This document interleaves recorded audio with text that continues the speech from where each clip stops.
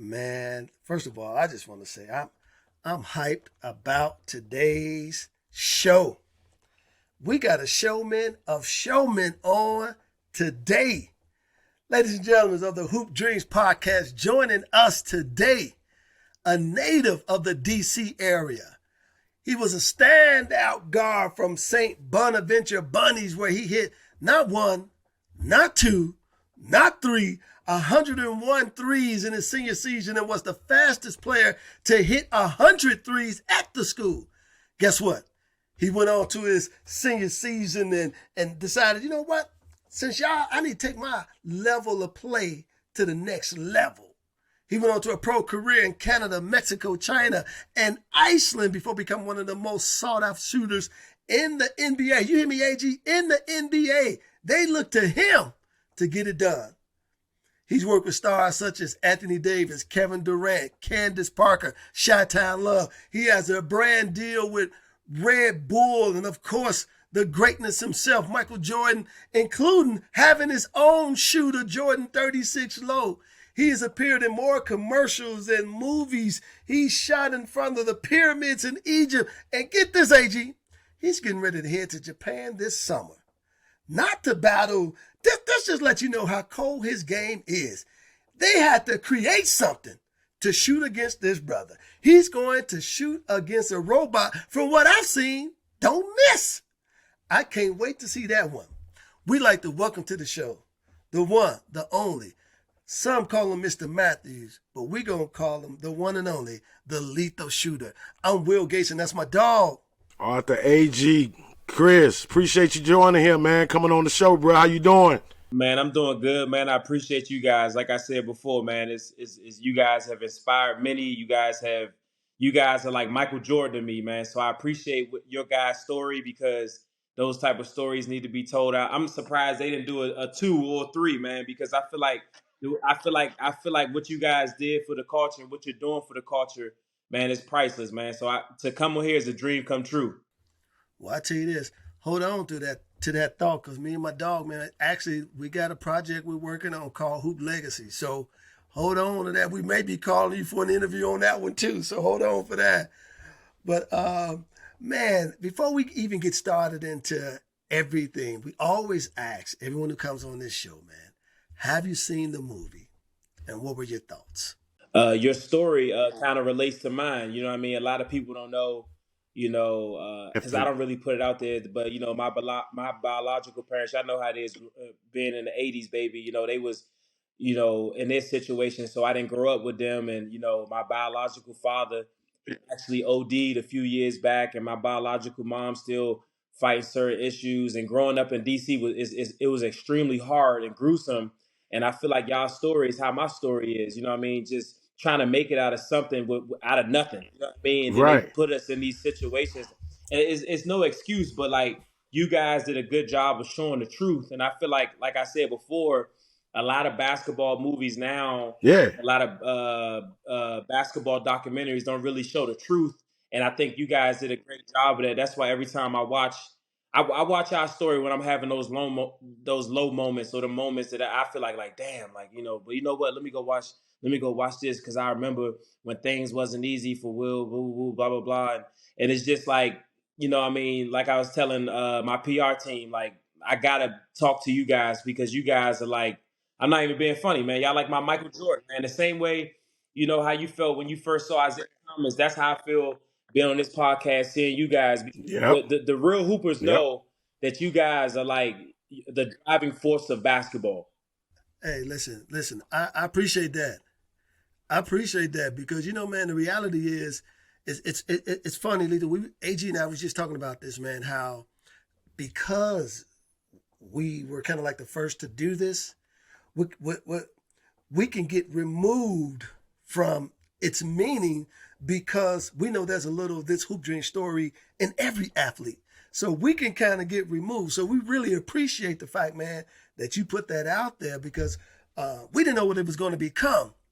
But because it did become what it has become, sometimes we find ourselves fighting for that legacy, because everybody now, we look up Hoop Dreams is this and hashtag Hoop Dreams that. hashtags, and AG and I like, but we hoop dreams. So we appreciate that love from you, man. But listen, our show, though we call it, the Hoop Dreams Podcast, is really Lethal Weapons Podcast today. Man, we want to know your origin story. So let me throw this at you, man. Take us back to DC. You talked a little bit earlier about, growing up in the 80s, the 90s. But what was the neighborhood like for you? Yeah, so growing in DC, you might have a game where, Berry Farms playing against Uptown, and then the hustlers be like, yo, we gotta win this game, we give you, 8, 9, 10, woo woo. I mean, shit, I'm playing the game, you know what I mean? But that's the thing about playing our environment, you know what I mean? I'm not trying to say this was with Team Assault, but I've been at AAU games, man, where every time I hit a three, I get $200.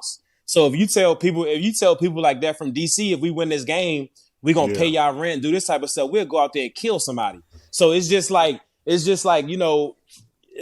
sucks, but that was the environment that we was in, and we was placed around those type of people. But like I said before, I was so blessed to know, all right, cool, we about to play basketball. Soon as this basketball over, no disrespect, man, I ain't kicking it with you, dog.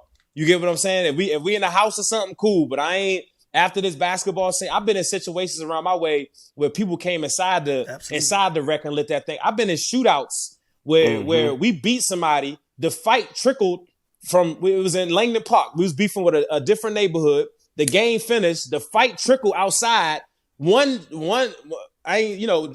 shooting from one side. They shoot from one side. But that's how it is. And like you're saying, not to be funny, that type of trauma still messes with me today. Cause my girl, I'm brushing my teeth the other day. I'm not being funny. It's some real shit. She came around the corner, but she knocked first. Said, babe, it's me. Because if a quick movement happened, man, I'm still in messed up mode. I'm in, man, don't let me have my kids or somebody hear something and it's still stuff that when I was younger, it still traumatized me. And you're 100%. Those type of environments, bruh, basketball can have you around that type of stuff, man. Mm-hmm. Yeah, man. I'm proud of what you did, man, what you still doing. I mean, I know about, the DC area and DC Assault. My girl, Susie K, with the Hoop Dream Scholarship Fund 3-on-3 that she used to do out there in front of the Capitol. Man, so I'm very familiar with that type of inner city work, man. And even Will can contest to where we both grew up at in the Cabrini Green area. They gentrifying that whole area. Will was on a committee to try to get them people, hey man, don't kick us out. Let, lower that rent so these people can stay in this area they grew up in 30, 20 years. So like I was saying, nobody in my family ever graduated from college. So my grandma Rosie, they used to watch me. And not to be funny, she couldn't read. So she'd be like, you got to make sure you learn how to read. You got to make sure, because you got to teach me, and you get what I'm saying?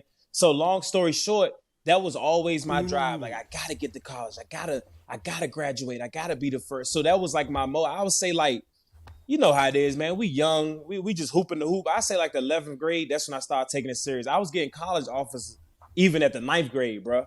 But this thing is, you know how it is. You're around the way too. So like I said, I'm still around the way having a great time and living life. But, as I got into the 11th grade year, that's when I really started taking it serious. That's how I was getting Pac-10 schools, Big East schools, and SEC schools and stuff of that nature. And that's when I really started locking it down with Coach Nutt, making 500 shots a day, being really militant with myself and stuff like that. And it's like, where we come from, we don't get one mistake, bro. You get that one thing happen and you go to jail. Like people don't even know this situation. And this is how I know my cousin is a real one. One time I came back home from Washington State, right? You get to come home for the break. And my cousins and them was beefing with some dudes. So we getting something to eat. Some dudes knock on the glass. I look back, I'm like, what the fuck? It's like 12 niggas outside knocking on the glass. My cousin's like, man, don't even worry about it, bro. He go outside, pull a joint up, boom, boom, boom, boom, boom. So I'm like, what the fuck? So I run out the joint, lay under a car. A lady sees me go under the car. When the police come, what she say? He under there. They take me to the precinct, And remember, I got Washington State gear on. I just came home. You know what I mean? So the cop like, man, what's up, man? You went to this too, huh? So you know how it is, man. We from, it sucks, man. I can't boom, boom, boom. So I was like, look, sir, man, I don't even know woo, woo. Yep. Thank God, because my cousin understood who I am for the family. He the one that told the truth. But that's that one situation. I love my family members. I love my friends. But if you trying to make it in college or you trying to make it as a pro, you trying to do certain things, it's certain people at certain times, you should not be around them. And that's just one small example that my good mans, my people from DC, they know this story because they know what happened. But the thing I'm trying to say is it's a lot of stories that people really don't know about me that I've been in. But these are stories that I can tell the next man. And it's another prime example. I hope the kid gets out of it. One of the kids from DC, he played at Alabama. Y'all saw what just happened. Yep. He played for my old AAU coach. So the thing I'm saying is, it was times I was at St. Bonaventure, Washington State.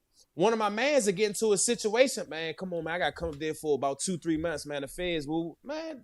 Washington State and St. Bonaventure ain't to hang out. You ain't about to come here and kick it for 2-3 months. You get what I'm saying? So it's just like, imagine that situation though. You know, I hope everything works out for this kid. But imagine if he'd have told his friend, man, you know what, cuz? This ain't the hangout, bro. You know what? After I finish this season, let's kick it a little bit. You get what I'm saying? Because we only get one situation. I'm not trying to say we're picked on, but as African Americans, bro, and especially in sports, when you're trying to make it, you got such a big target on your back that you can't get. You got to make sure you say no to some things.